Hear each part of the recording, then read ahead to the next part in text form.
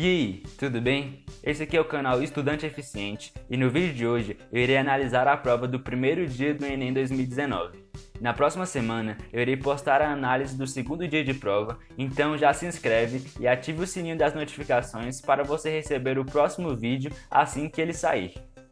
A prova do primeiro dia é composta pelas áreas de Linguagens, Ciências Humanas e Redação, e eu irei falar sobre as prováveis questões fáceis, as questões difíceis, as questões em que você poderia ter ficado em dúvida entre duas opções, as questões em que você precisaria conhecer bem o vocabulário para resolvê-las, e irei fazer outros comentários sobre a prova, além de falar também sobre o que eu achei do tema da redação e como eu fiz ela.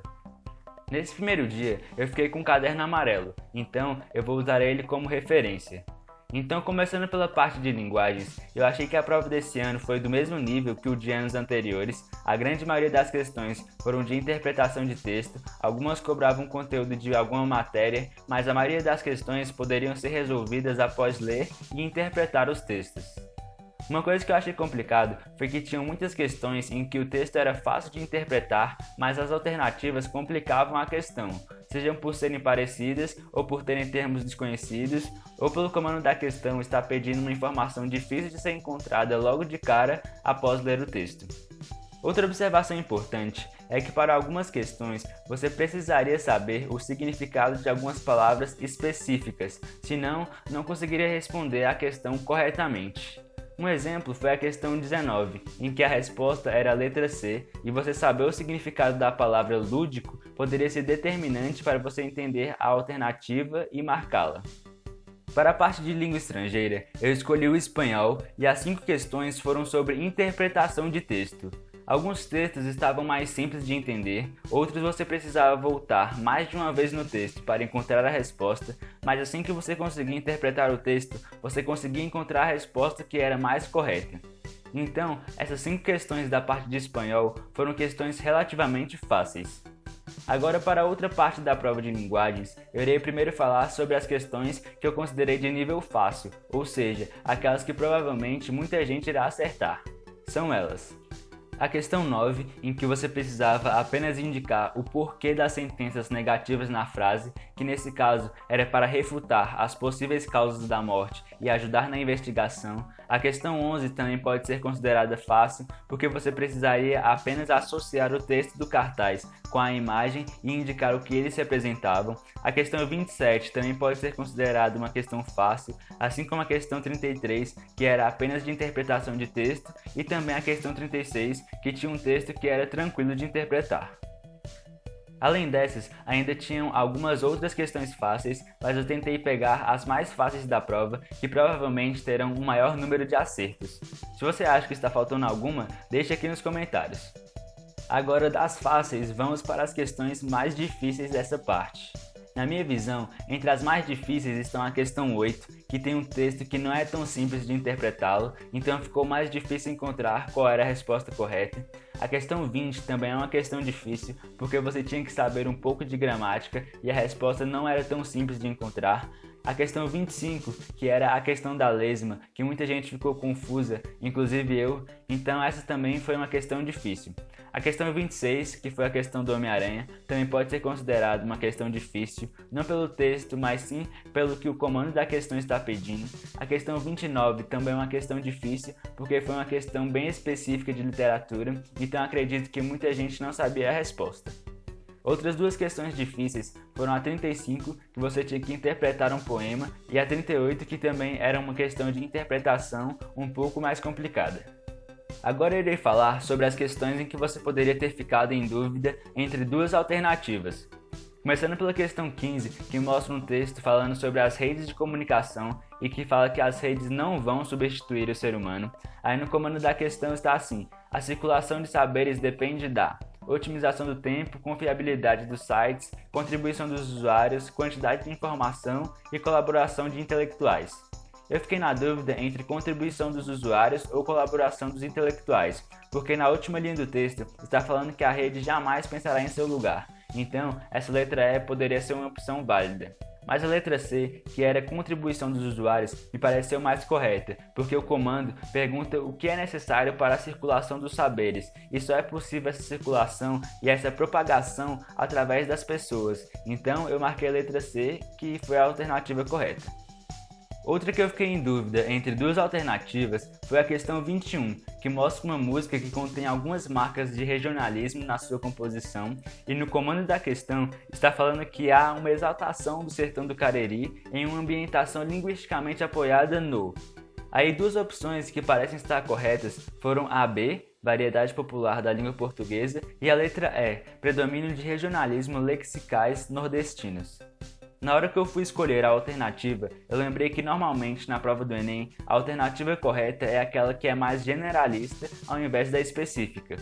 A opção E, nesse caso, seria a específica, porque fala dos regionalismos exclusivamente nordestinos. Já a letra B fala da variedade da língua portuguesa como um todo. Então, eu escolhi a B justamente por isso e acabei acertando. Existiram outras questões dessa parte de linguagens em que eu fiquei na dúvida entre duas opções, mas eu não vou comentar todas elas, senão o vídeo ficará muito grande. Então, vamos para a análise da prova de Ciências Humanas. Eu, assim como na parte de linguagens, achei o nível da prova parecido com o de anos anteriores. Tinha ainda muitas questões em que você não precisaria necessariamente saber o conteúdo, porque apenas lendo o texto você conseguia encontrar a resposta correta, assim como teve algumas questões em que você só conseguia achar a resposta correta se soubesse o conteúdo cobrado na questão. Então vou começar falando sobre as questões que considerei de nível fácil. São elas: a questão 52, que era sobre a Declaração de Direitos Humanos e o que ela possibilitou, a questão 69, que falava sobre as manifestações artísticas nas ruas, a questão 75, que perguntava qual foi a estratégia usada para resolver o problema abordado no texto, a questão 88, que falava sobre o SUS e perguntava quais eram as duas características da concepção dessa política pública, e por fim, a questão 90, que falava sobre os grupos de remanescentes de quilombo que queriam garantir a sua inserção econômica regional. Agora, algumas das questões difíceis foram a 53, que falava sobre um conflito entre culturas e sua presença em museus, e a resposta, pelo menos para mim, não estava tão clara assim. A questão 58, que foi um pouco mais conteudista, acho que muita gente também teve dificuldade. A questão 64, que falava sobre um texto do filósofo Agostinho, também era uma questão difícil. A questão 70, que falava sobre o pensamento kantiano, também foi uma questão complicada, em que você tinha que saber o conteúdo. A questão 80, que você tinha que saber o que era a albedo dos corpos físicos, e eu não sabia o que era, então acabei errando, mas acho que muita gente também não sabia, então essa acabou sendo uma questão considerada difícil. E as outras duas questões que eu achei difíceis foram as questões 81, que era bem conteudista, então ou você sabia ou não, e a questão 84, que falava sobre o pensamento de um filósofo e você tinha que indicar em qual dimensão se efetivava a subjetivação, então era uma questão um pouco mais complicada.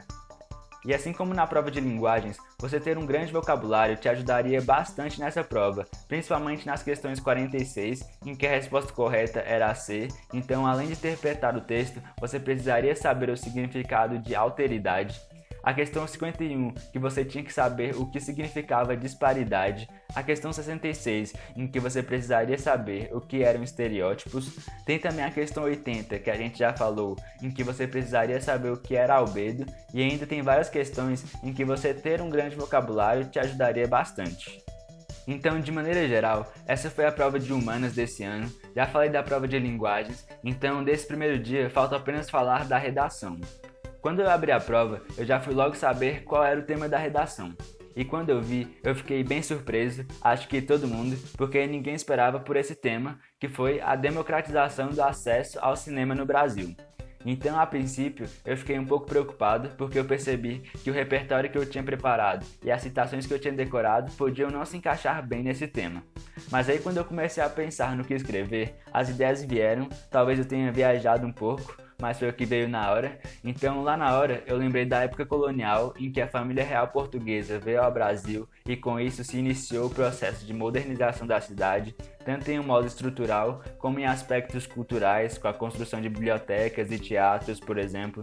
E nessa época, esses ambientes eram restritos a poucas pessoas que tinham condições de frequentá-los. Então, eu associei esse aspecto ao que acontece hoje com algumas pessoas que não têm acesso ao cinema. Eu também lembrei que na maior parte do processo de urbanização brasileiro, os ricos foram morar nos centros das cidades e as pessoas com menos condições se estabeleceram nas periferias. E pelo fato dos cinemas ficarem nos grandes centros urbanos, ou seja, longe das áreas periféricas, eu argumentei que isso dificultava um pouco o acesso para essa parte da população. Além disso, eu coloquei que faltavam medidas que o governo poderia tomar para facilitar o acesso dessas pessoas ao cinema. Na minha proposta de intervenção, eu coloquei que o governo deveria fazer parcerias com empresas privadas para construir cinemas mais próximos às periferias e com um preço mais em conta para que essas pessoas tivessem mais facilidade para frequentar esse local. Basicamente foi isso que eu escrevi, eu fiquei até satisfeito com a minha redação, agora é só esperar sair a nota e depois quando sair o espelho da redação eu posso mostrar como ela ficou se vocês quiserem. E o vídeo fica por aqui, se você gostou deixe seu like e se inscreva no canal para não perder o próximo vídeo que será uma análise do segundo dia de provas.